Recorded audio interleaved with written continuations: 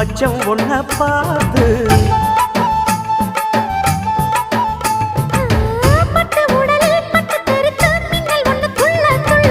வெக்கம் துடிக்க விளக்கணைக்க ஜன்னல் கண்ணை மூடிக்கொள்ள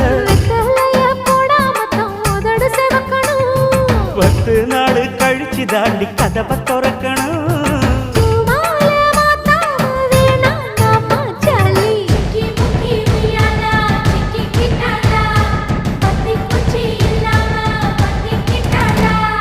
மச்சாங்கிட்ட முந்தானைய தந்து வப்பாளா,